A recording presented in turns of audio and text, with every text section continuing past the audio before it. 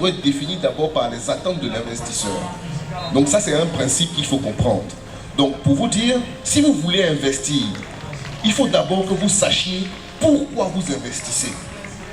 Est-ce que c'est pour vous créer des revenus passifs, parce que vous êtes déjà un salarié peut-être dans une entreprise, ou est-ce que c'est pour vous créer des revenus actifs, donc des revenus qui vont être la résultante de vos efforts quotidiens, de votre temps quotidien.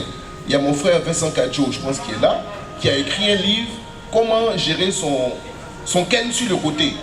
Mais ce livre-là, il vous dira comment générer des revenus passifs. Donc vous avez votre petit statut, votre petit entre salaire et tout, et vous créez une activité sur le côté.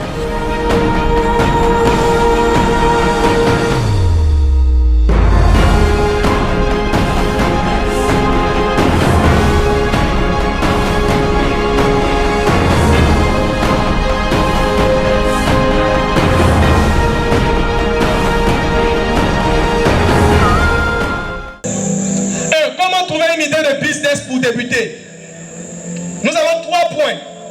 Vous pouvez commencer à noter. On a le point cash flow. Comment trouver une idée de business? Vous qui publiez toujours dans les groupes, j'ai 500 000, dans quoi je peux investir? J'ai 4 millions, dans quoi je peux investir? Suivez ceci. Pour trouver une idée de business, ce n'est pas sorcier. Moi, j'ai rétabli ça sur un trépied. Cash flow, long terme ou start-up. Entreprendre nécessite d'avoir de l'argent pour le bon déroulement de votre projet. Arrêtez de vous leurrer. Vous ne pouvez pas perdurer dans l'entrepreneuriat sans argent. Vous allez devenir, vous n'allez même plus vous croire vous-même.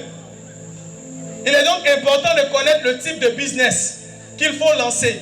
Lorsqu'on est novice dans un environnement, au risque de se voir échouer lamentablement. Au vu et au su de tout ceci, il est fortement recommandé aux amateurs ou aux débutants de l'entrepreneuriat de commencer avec des business à fort potentiel, communément appelé dans le jargon entrepreneurial cash flow. Donc pour quelqu'un qui est novice, je te recommande de te lancer avec le cash flow. Le cash flow, c'est une activité qui te permettra d'avoir énormément de trésorerie. Quand on débute, on fait ce que les gens ont fait qui marche déjà. On n'essaie pas de vouloir réinventer la roue. Il faut donc se lancer dans un business qui peut te rapporter d'abord de l'argent, que tu vas ensuite réinvestir dans des business à long terme ou dans des projets start-up où tu peux risquer ton argent. J'ai écouté une fois le grand frère Yann qui parlait à ses débuts, qui a perdu 8 millions de francs, je pense. Et je pense que beaucoup de personnes ont perdu beaucoup d'argent dans l'entrepreneuriat. Quel type d'activité faut donc lancer quand on est novice? Let's go. Il faut privilégier les business sur Internet.